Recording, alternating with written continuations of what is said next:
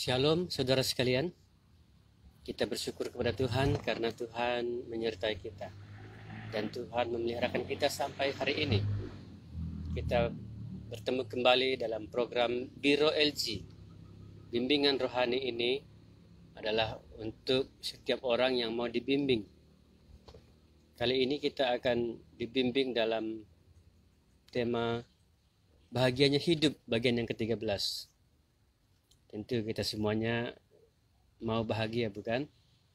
Ya, kita bersyukur hidup yang Tuhan berikan ini adalah hidup yang berbahagia, sesuai dengan rencana Tuhan. Hanya saja seringkali kita tidak mengalaminya, kita tidak menikmatinya. Kita malah berpikir hidup ini begitu berat, begitu susah, sampai ada orang ingin membunuh diri. Ada orang yang ingin menyendiri, bahkan ada orang tidak mau bergaul dengan orang banyak. Mereka menyepi, ya mereka bahkan bunuh diri. Sangat disayangkan jikalau hal itu terjadi pada diri saudara, karena Allah punya rencana supaya hidup kita berbahagia. Nah, kali ini kita lihat bagiannya hidup bagian yang ke-13. Setelah beberapa kali Tuhan Yesus ucapkan, berbahagialah, berbahagialah. Karena bersama dengan Tuhan pasti kita bahagia. Karena dosa kita sudah dihapuskan, pasti kita bahagia. Bersama dengan Tuhan yang maha bahagia, pasti kita bahagia. Ya, itu sebabnya dalam segala situasi, sekalipun situasi itu yang pahit, situasi itu menyedihkan, tapi Tuhan mengatakan berbahagialah. Semuanya ada solusinya, semua ada jawabannya. Kali ini kita lihat dari kitab Yakobus, bagaimana seseorang dikatakan berbahagia di dalam pencobaan. Mari kita lihat. Yakobus pasal 1.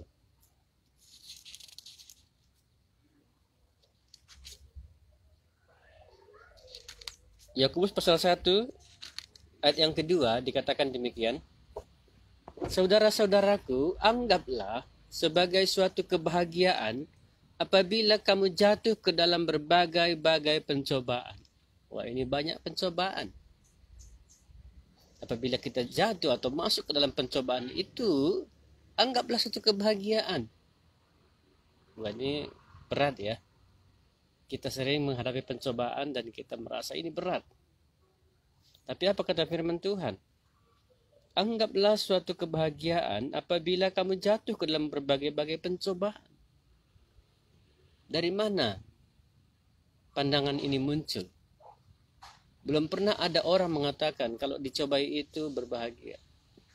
Umumnya pencobaan itu atau dicobai itu akan membuat kita sedih, membuat kita menderita.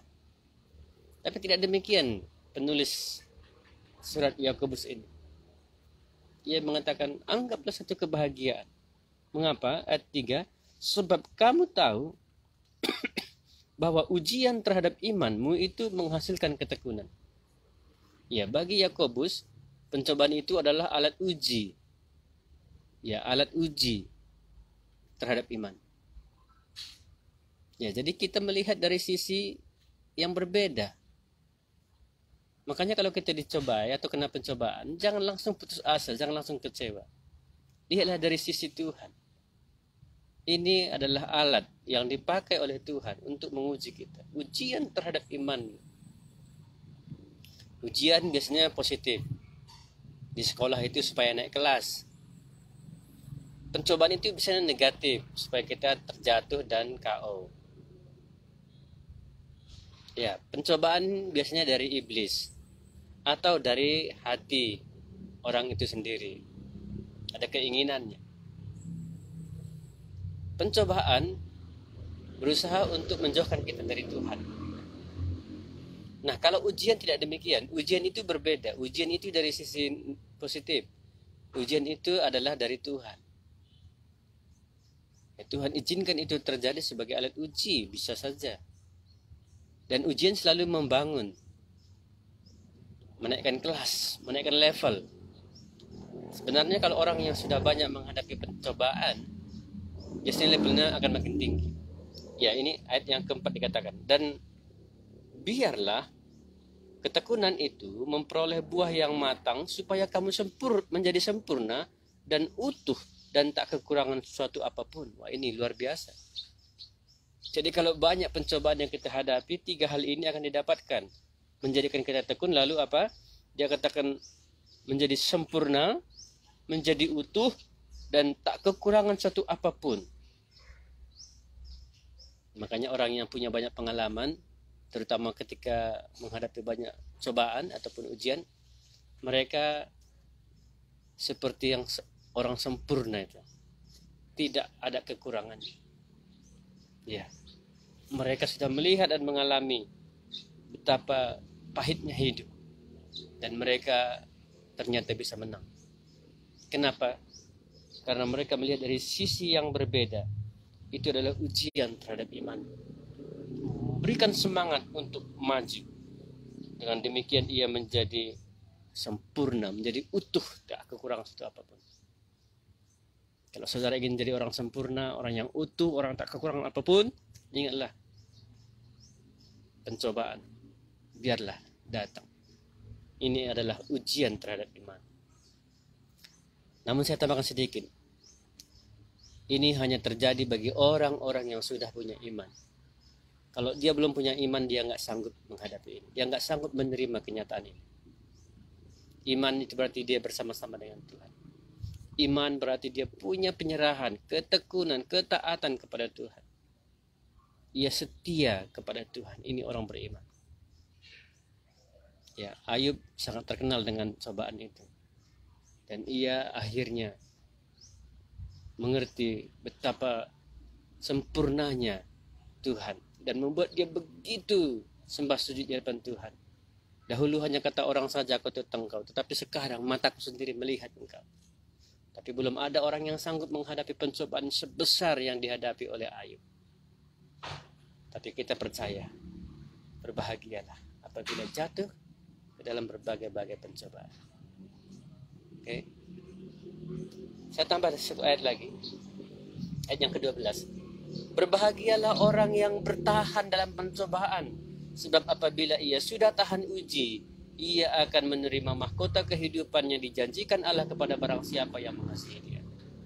Wow, rupanya kalau kita bertahan dalam pencobaan, di mana tadi kita diuji, iman kita diuji, saudara, dikatakan maka ia akan menerima mahkota kehidupan yang dijanjikan Allah.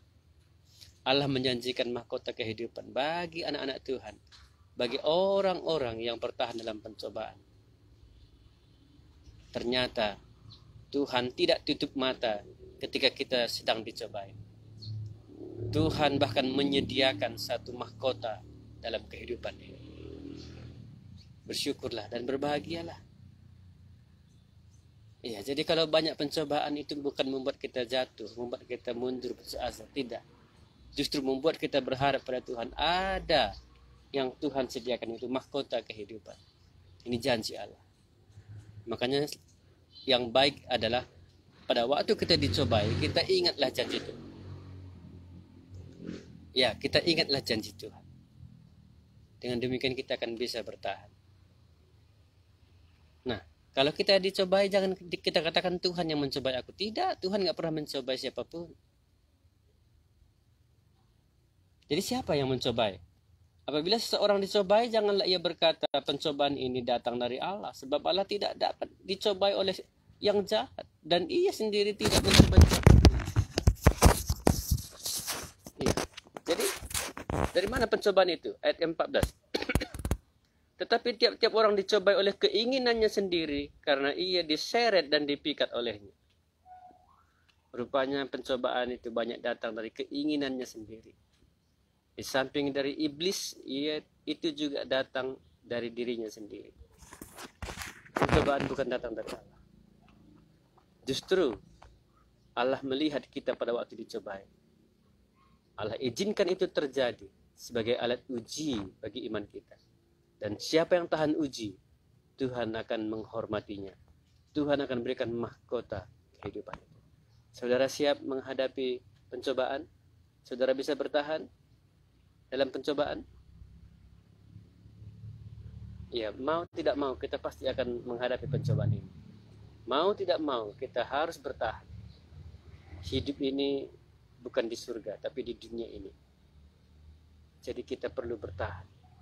Kalaupun kita jatuh dalam pencobaan itu, ingatlah kita bukan KO. Kita perlu melihat dari sisi Tuhan. Itu alat uji.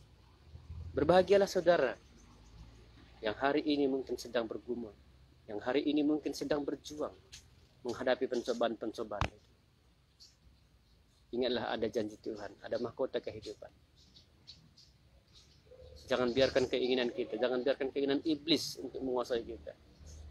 Pandanglah kepada Tuhan, maka kita akan berbahagia. Kita melihat ada yang Tuhan janjikan di sini, mahkota kehidupan.